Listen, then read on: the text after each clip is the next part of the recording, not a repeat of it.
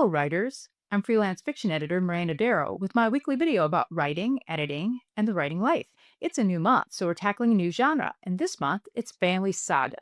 Let's talk about generations, secrets, and the stories we inherit. Few genres feel as emotionally immersive or as enduring as family saga.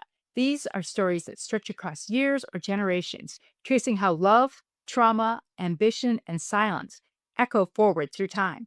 Family saga fiction asks a deceptively simple question: what do we pass down, whether or not we mean to? For writers, the genre offers rich rewards and real challenges. A family saga must balance scope with intimacy, history with momentum, and multiple perspectives without losing the emotional through line. When done well, it creates the kind of novel that readers live inside while reading it, but think about for years later. Let's look at what defines the family saga, the eras and settings it often explores, common tropes, and practical tips for crafting one that resonates with today's readers. First off, what is family saga as a fiction genre? At its core, family saga follows one family or an interconnected group of families over a long span of time, usually decades, but sometimes centuries.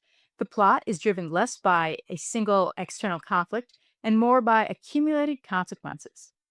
Secrets that are revealed too late, patterns repeated, relationships fractured and then repaired.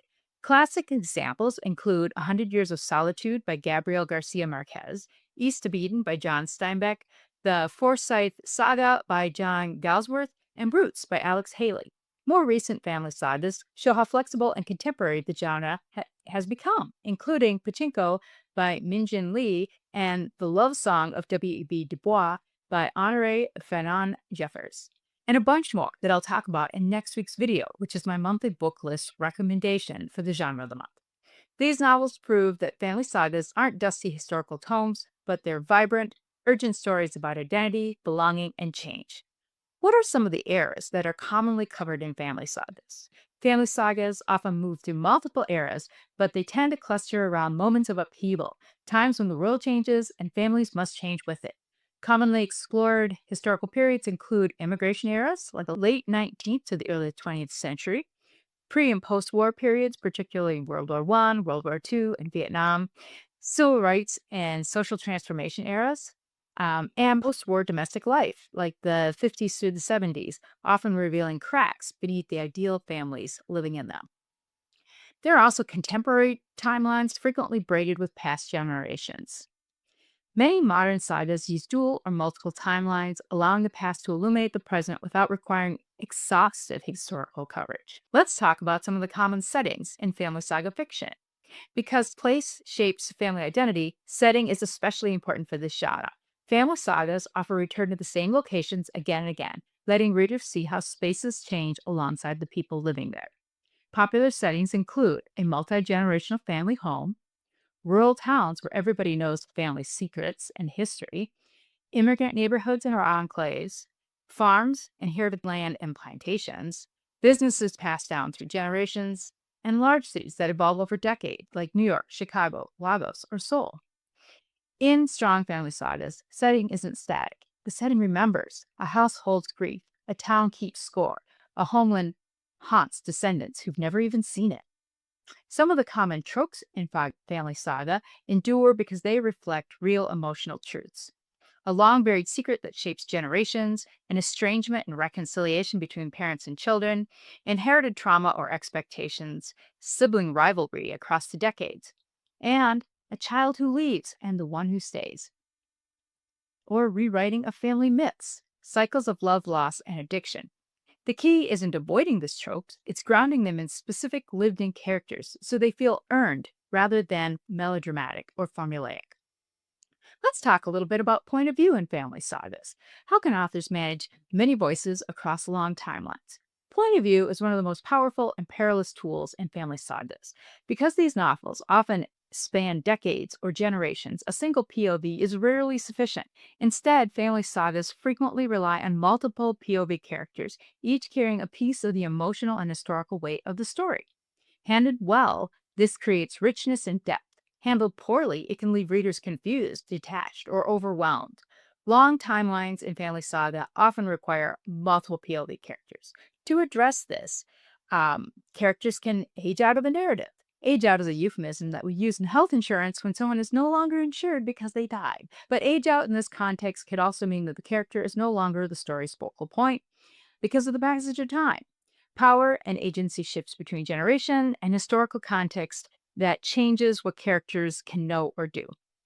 Using multiple POVs allows the story to stay intimate even as time advances. In novels like Homegoing by Ya Jiasi or Pachinko by Min Ji Lin, each POV doesn't just advance the plot, it reflects how history lands differently depending on when and where someone stands in the family line. Each separate POV narrator becomes a witness to their own era. Writers should choose their POV characters intentionally.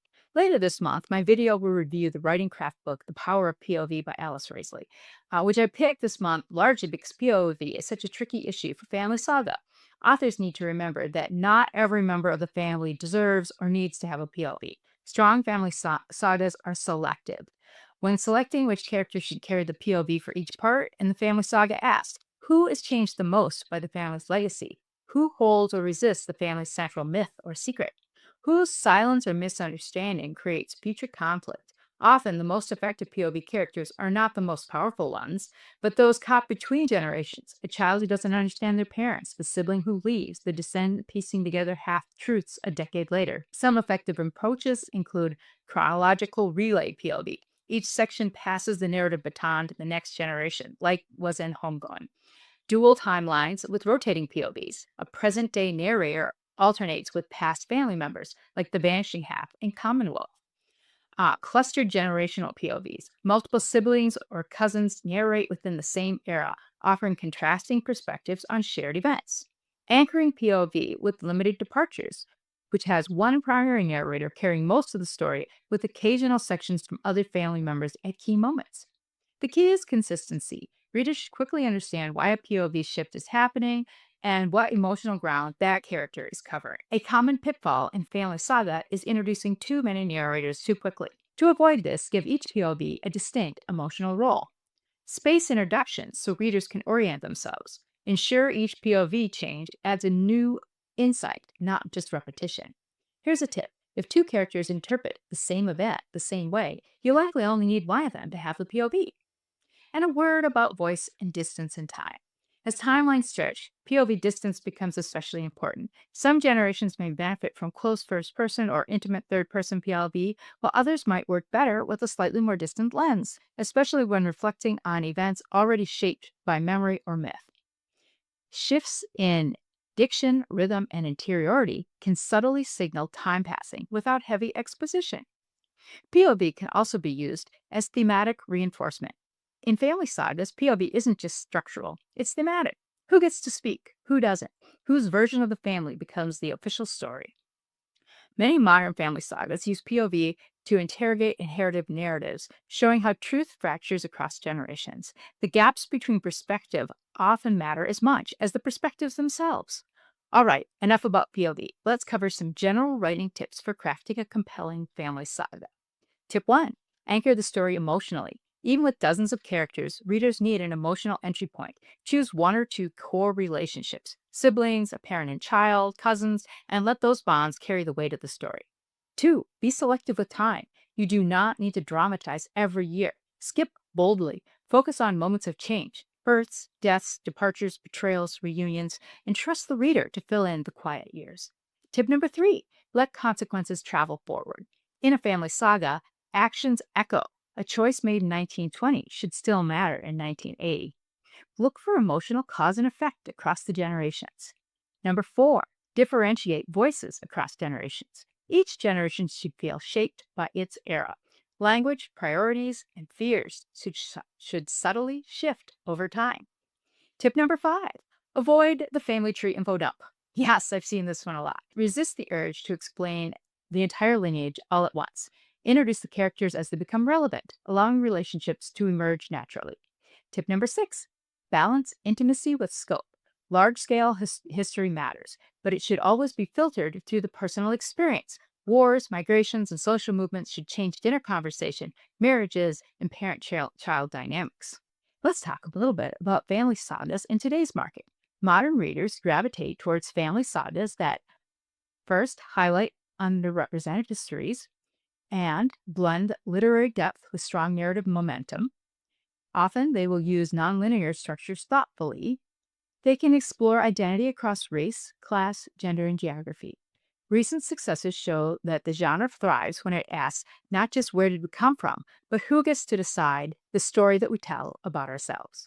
One final thought: writing a family saga is an act of patience and empathy. It requires seeing characters not just as individuals, but as links in a chain, shaped by what came before and shaping what comes after. At their best, family sagas remind us that history isn't abstract. It lives in kitchens, in silences, in inherited habits, and in stubborn love. Write those moments honestly, and your readers will follow you across generations. Be sure to like and subscribe. This is freelance fiction editor Miranda Darrow wishing you happy writing.